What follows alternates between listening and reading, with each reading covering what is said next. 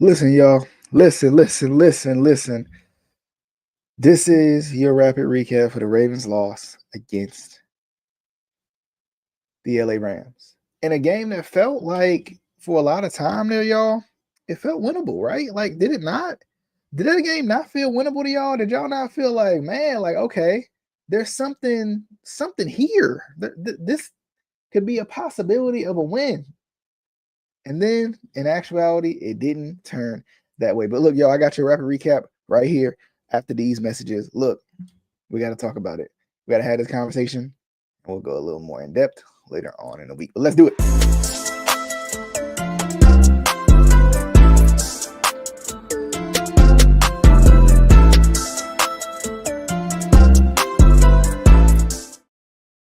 All right, y'all, look, it's your rapid recap right here on the Be More Show. And look, man.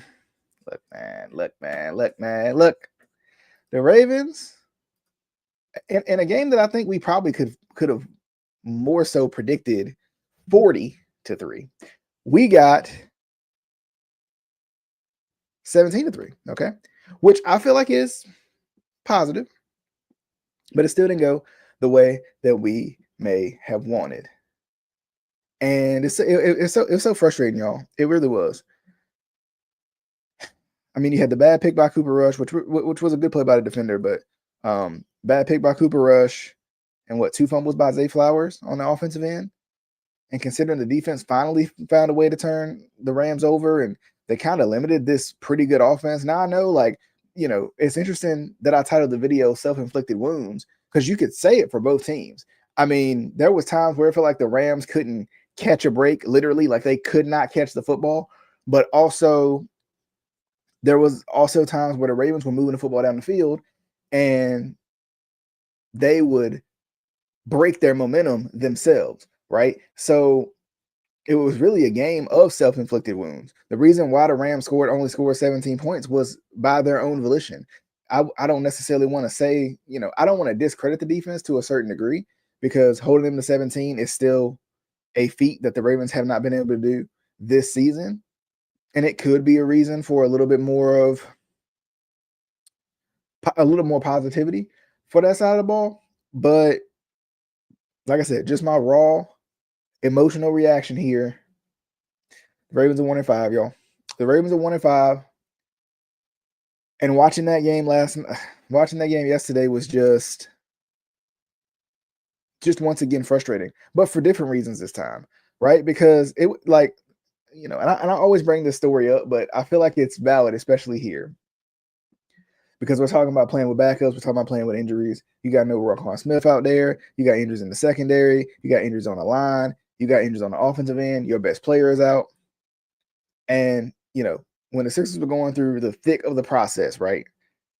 I always bring this joke up, but I never mentioned it. But when the Sixers, I never really put pen to paper on what I actually mean. But when the Sixers were in the midst of their process, right?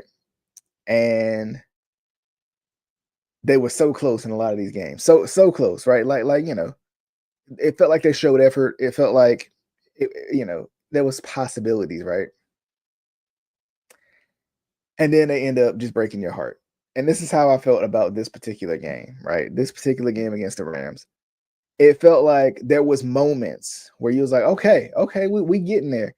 Especially when Tyler Huntley came in. Tyler Huntley brought a spark that I feel like the Ravens needed.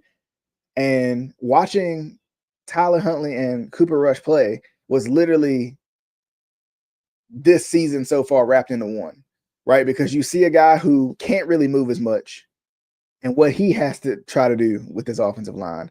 And then you see a guy who can maneuver a little bit more. He can make some plays and he can make some special plays. And you can see what he had to do to make this work. And to put on top of it the fact that you got 3 turnovers, 2 fumbles by Zay Flowers, and a pick by Cooper Rush. Let me know if I'm blanking on that wrong. But you got 3 turnovers with chances to really. I mean, at one point I know it was 3-10, right? So you got chances to really take advantage. Derrick Henry got going in this game, right? Derrick Henry got going in this game. I mean, they did exactly what we talked about. What Yolanda B was hanging out with us 86 Ghost was hanging out with us. Look, like we talked about it exactly. Lean on Derrick Henry, do some outside zone, do some stretch plays, right? And lean on your strength. He is your strength right now, right? They gave it to Zay Flowers. They gave it to Mark Andrews. They leaned on their strength. Now, sometimes their strengths let them down, right? Sometimes their strengths didn't have a good day. But the problem with that is, and it goes back to what we talked about before, the Ravens lose in similar ways a lot, which goes back to coaching, I think, too. Now, albeit, do I really put this game on coaching? I think there's some coaching blunders in terms of play calling. I think there's coaching blunders in terms of situational football that still, kind of reared its ugly head in this game. But I will say the turnovers are unacceptable, right? The turnovers are unacceptable. To be kind of within scoring range, to be moving the ball, to have your momentum, and just like mindless turnovers, unforced errors. We talk about these like unforced errors, and there was one of those Zay fumbles that was unforced. He completely just took his eyes off the ball and just gave it right up, right? The other one, I wouldn't say it's an unforced error because the defense made the play, but still, like it's like the unforced errors to me also go back to coaching. Not necessarily the fumbles, but we're talking about penalties again, right? We're talking about penalties at bad times. These things cannot continue to happen. If the Ravens want to make a run post bye week, well, look, we got a lot of time to talk about it. Coming off a 1-5 start, no changes made right at this moment. We got a lot of time and a lot of things to talk about. And, I'm gonna be with y'all. And of course, our other content creators will be out here with y'all too to break down what in the world has went down with this Ravens team so far this season. And look, y'all, I'm frustrated. I really am. I'm frustrated. And I didn't, like I said, I felt like if the Ravens were going to do anything, they were going to be, I feel like if the Ravens were going to do anything, they were going to be 1-1 within this stretch. And honestly, they played better this game than they did in the previous game. Surprisingly, right? Surprisingly. So let's get to some comments real quick. 86 Go says, shout out to you once again for always hanging out. Look, it felt like we are horribly coached. Nothing the players can do to fix coaching. Yeah, and I think a lot of that too goes back to like play calling. I think a lot of that goes back to play calling, situational football. I know there was a 4th down attempt that just didn't make any sense. Like you're not scoring. Why are you chasing points when you're not scoring? It'll be different if you really felt like your offense. I mean, y'all know I'm a Madden player here. You get the offense going, right? You really get the offense going, and you feel like, man, like, oh, I missed that one play on 3rd down. I got to go for it on 4th down. But it's like this is real life, right? This is not Madden, okay? Like, what are you doing, right? And it's like it never really makes sense, right? It never really makes sense. It's very frustrating. And I ain't even gonna talk about File lately. I am gonna talk about File lately for a second, but I ain't gonna talk about it. Look, forced errors are disciplined. We are one of the least disciplined teams, especially penalty wise. Exactly, right? Going back to those unforced errors, and that's what penalties are, right? Penalties are literally shooting yourselves in the foot, right? Penalties are literally shooting yourselves in the foot. And the Ravens, I mean, like I said, I don't have the numbers on this. This is probably pure emotion and pure memory at this point. But the Ravens have to be one of the worst penalized teams under John Harbaugh. They have to be. With the exception of probably 2 years, maybe, and we probably talking about 2019, right, as one of them. And feel free to fill in another generic year from one of those other years. This Ravens team has always been undisciplined. It's always been a thing. It's always been a thing, y'all. And yeah, it's definitely bad coaching, right? It's definitely bad coaching. And they just don't really feel ready to play. And kind of like we talked about before, and this is going way down the road. We'll see how the rest of the season plays out. But, we've seen this kind of script in the playoffs, right? Honestly, a 17-3 loss is very similar to what you would see in the playoffs from this team. Right now, I know like it's not the same cast of characters to a certain degree, but You know, 17-3 loss is very. I think that was the score of the Bills game a couple years ago, right? You know, where the offense can't get it going, and it just feels like there's no adjustment. Like you knew Tyler Huntley was out there the whole time. You know what you're working with his offensive line. Why not throw him out there earlier, right? Because John Harbaugh claims, I don't believe this, but he claims that his plan was to play two quarterbacks all along. I don't believe it, but that's what he claimed. So by that logic, once again, and let's take him at his word. Let's say that that's true. Let's say that that's true. My problem with that being possibly true is why didn't you make that change earlier then? Right? That's bad coaching right there. If you knew you had Tyler Huntley, you felt like he gave you the best chance to win, or at some point in the game gave you the best chance to win, and you didn't put him in, that's also bad coaching. Sorry. That's also bad coaching. Daniel Falele still being on this roster. Daniel Falele still being a starting guard in this league for any coach ever. Okay, maybe I'm being dramatic, but Daniel Falele, I mean, he's falling more than me up the steps. Look, man, this dude, like, look, what? Come on. Daniel Falele is terrible. And honestly, like, you know, I don't want to get too much into it because, of course, I want to have a little more time to talk to y'all about it later on, but you know, later on down the week. But it's just like, you know, I'm like I said, I'm trying to get my raw emotional response, and sometimes it gets a little long-winded. But look, it's just frustrating, y'all. It's just frustrating. Like I'm frustrated. 1-5. Who could have thought? Who would have thought? I mean, I didn't. I know some of y'all is gonna be like, I knew it. I knew it. Knew it from the beginning. I didn't know it, y'all. I didn't know it. I didn't see this coming at all. Yolanda B, what's up? How you doing? Glad you came back. But yeah.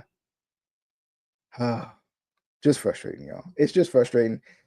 And the fact that you had a chance to win, I don't know. I can't tell what's more frustrating. I can never like wrap my head around this.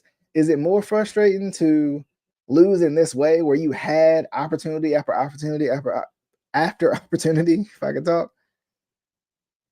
Or is it worse to lose in kind of a completely just outplayed, outcoached fashion? Which still could be this game, but more so you're getting dominated. You're getting dominated, like in the past couple games. Like, you know, I mean, the past 3 games, really.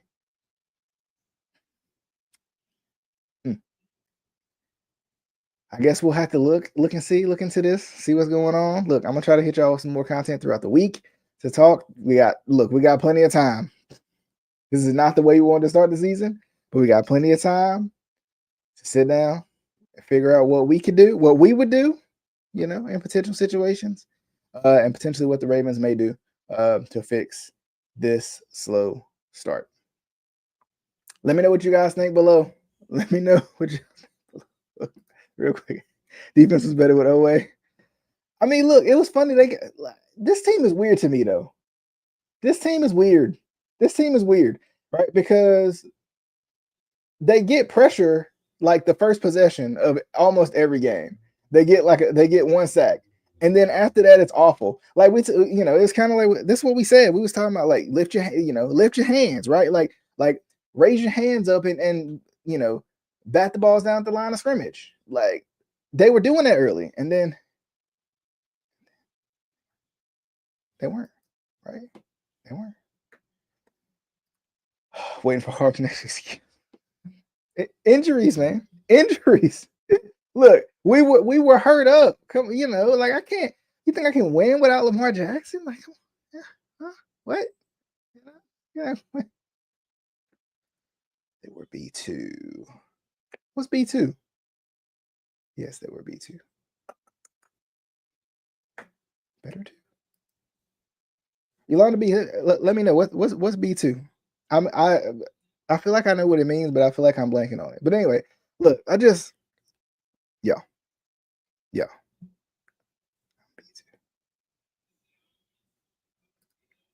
All right, y'all confusing me. What is B2? I need to know. I need to know before I get out of here. I'm gonna be frustrated all night.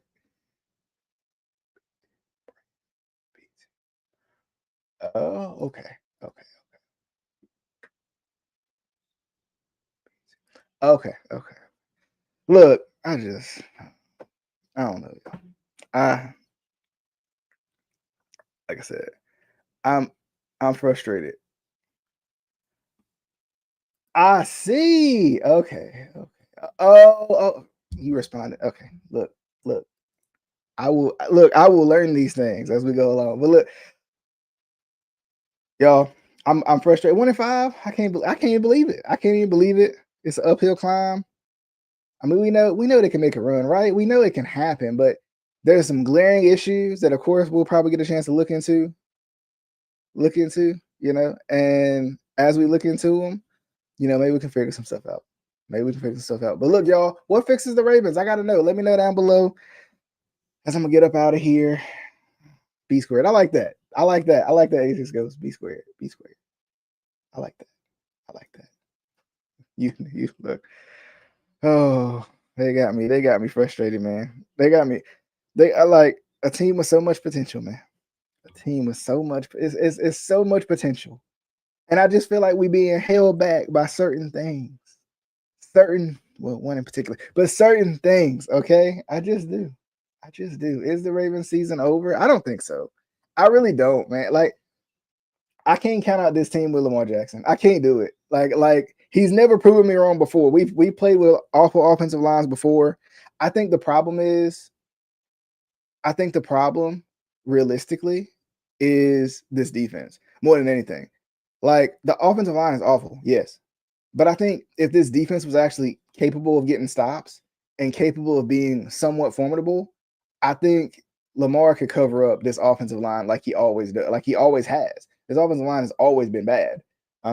It's always been highly rated by people who seem like they don't watch the Ravens, right? So is it over? No, I don't think so. Honestly, I mean, and like call me an optimist, and I know I'm the optimistic one sometimes in most occasions. But I mean, I think they could go on a run. I really do. Like it's. I think it depends on the defense, though. It's really going to depend on the defense. If the defense can fix themselves like they did last year, right, where it was formidable, right? It wasn't great, but it was enough. They turned people over enough, right? They put their offense in good positions enough. They were kind of like Brandon said, they were complimentary, right? Like that's what we need. Okay, that's what we need. Complimentary. Look, I'm sorry. I can't help it. I cannot help it. I cannot help it. I want it to be over. I want Lamar to sit until Harbs is fired. Then he comes and plays. Look, he's got that type of leverage. But if there's a standoff between one or the other, and maybe that's a video that I do later on. But if there's a standoff between one or the other where one of them has to go, I would be curious to see what direction the Ravens go in because I feel like there's almost no way you give up a generational talent for a coach with 17 years under his belt. But that's just me. Um, I might have to do that as a video. That's a good idea, Raven C. Maybe I'll have you come on and we talk about it a little bit. But look, yeah, it's frustrating. It's just hard. I don't know. I think the Ravens have always been competitive, so it's hard for me to take my competitiveness out of it. Like I want them to win despite right, despite Harbaugh. Like win anyway. Have him retire and go on because he ain't going anywhere unless he's like just completely forced out. But yeah, I think Lamar has leverage in that regard because Lamar is the generational player here. I wouldn't say Harbs is even a generational coach, but anywho, I know he'll have all the accolades after it's all said and done. So whatever. But anywho, look, I'm gonna mark that down. We're gonna talk about that. We got plenty of time throughout the bye week anyway. Instead of me complaining about the Ravens being 1-5 because I could probably do that the whole bye week too. But anyway, look, if Lamar left, Harbs will quit. If Lamar left, a lot of Ravens fans would be on the verge of quitting. To be honest with you, because by that logic, if Harbs will quit, wouldn't you just rather let Harbs go? Like, part ways. Let's be nice. Part ways. Like, let's part ways with Harbaugh and you know, let's go ahead and run this dynasty up that I want us to have. You know, I mean, shoot, I would quit. I would quit. You got your best offense in your whole 17 years. You got the best offense you've had, out of your 17-year tenure, and your best weapon leaves. Anyway, look, y'all, I definitely hope you guys enjoyed the show. We'll see you guys on the next episode of the Be More Show. Appreciate y'all for coming by. Let me shout out to my live viewers hanging out with us as always. A6 Ghost, Brandon, Bazel, B2. Okay, hey, look, I don't gotta call you A6 Ghost anymore. I can call you Brandon. All right, I can call you B2 now. Okay, look, we getting close up in here. Okay, Raven C, shout out to him. Be sure to check out him as well. Wrong one. Be sure to check out Raven C. Like we gotta get together soon. Same thing with Yolanda B. We gotta get together soon. We hanging out in the chat. We need to talk about these Ravens, the way they just hurt so bad. And Yolanda B, as always, appreciate you as well. Look, y'all, I'm gonna see y'all in the next episode of the Be More Show. Until next time, my friends. 1 and 5.